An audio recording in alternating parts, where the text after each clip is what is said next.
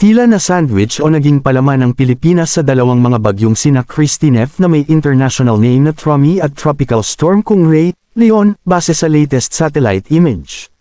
Patuloy na kumikilos papalayo ng bansa si Bagyong Christine habang tinutambok ang bansang Vietnam at posibleng bumalik ng PAR pero hihina na ito at magiging low pressure area na lang, habang nagbabadya namang pumasok ng Philippine Area of Race Possibility ang tropical storm na si Bagyong Leon at posibleng mamayang gabi ito pumasok, posibleng umabot sa Category 3, 195 km per hour isang mean, ang lakas ni Kungray na tatawagan sa lokal name na Lief.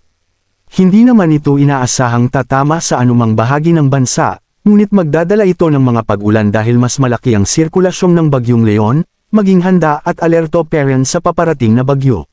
Samantala ito ang lagay ng panahon ngayong araw, malaking bahagi ng bansa ang makakaranas ng magandang panahon ngunit asahan pa rin ang maulap na papawiran sa ibang lugar na magdudulot ng biglaang buhos ng ulan na may kasamang bug zone ng hangin, samantala sa mga papalaot ng dagat banayad naman ng alon maliban sa parte ng Luzon sa Sinait Ilocos Sur, Batanes na maalon dulot ng buntot ng Bagyong Christine na may taas na 3 metro, kaya pinapayuhan na wag munang maglayag o pumalaot dahil sa banta ng bagyo at para sa kaligtasan na rin ng mga mangingisda,